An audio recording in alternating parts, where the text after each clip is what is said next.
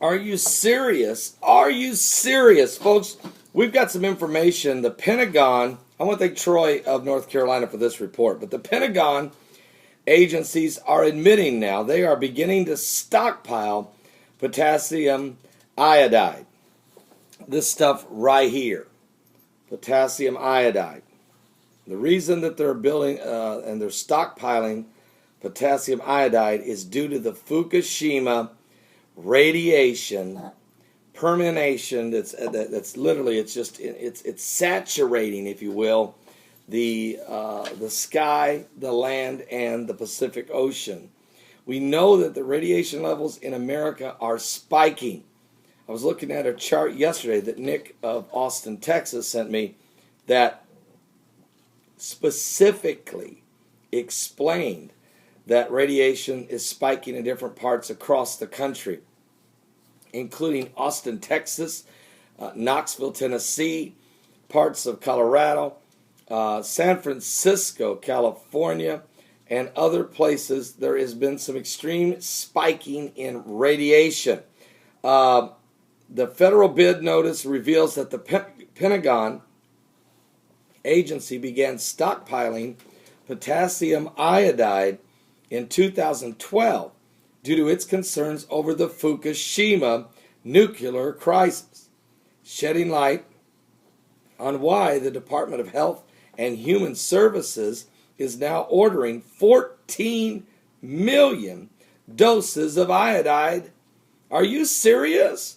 The recent earthquake in Japan back in March of 2011, which was the fifth largest earthquake in history, creating this huge tsunami and left 6 nuclear reactors melting down, and has created this nuclear crisis, has renewed interest in this potassium iodide. The Defense Logistics Agency said in its solicitation that the recent earthquake in Japan has resulted in the Defense Logistics Agency's solicitation of more potassium iodide. The Defense Logistics Agency posted its solicitation on FedBizOpps in 2012, asking contractors for 75,000 packages of potassium iodide tablets because the recent earthquake in Japan in March. The United States Army Medical Material Agency has submitted some military standard requisitioning and issued procedures for these items to ensure that critical operational forces are protected in the event of a nuclear fallout. Now, the solicitation of potassium iodide keeps some radioactive iodine from being absorbed by the thyroid gland, and therefore it is commonly taken in the event of severe nuclear emergencies, such as the current Fukushima crisis.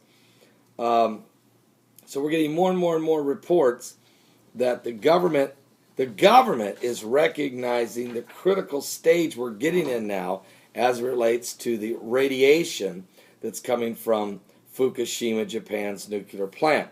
Yesterday's earthquakes in Japan didn't help, and with the CMEs that are blasting the earth as we speak from that X1.2 solar flare on the sun, the eruption a couple days ago, which could affect the power grids, could affect a lot of things. But most importantly it was a direct hit of Earth, and it was a direct hit right on the nation of Japan and the South Pacific, sparking fears of earthquakes.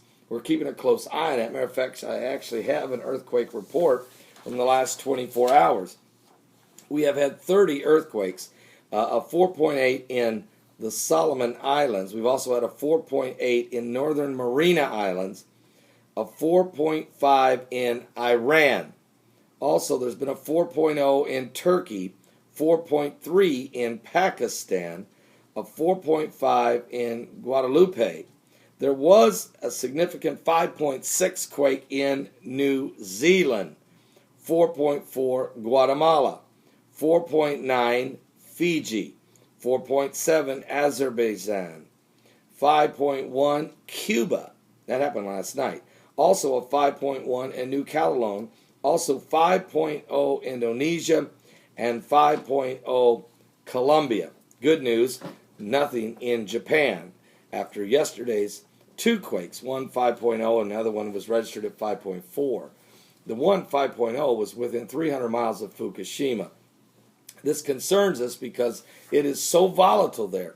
The last thing we need is to have the effects of these CMEs. I'll be right back with more information. It's coming to us on an advancement on the RFID microchip technology, which could be used for the mark of the beast, and how they're using the children in the schools to continue to desensitize the American public to set up this new system. God bless you. Give your life to Jesus Christ. We're living in the last days.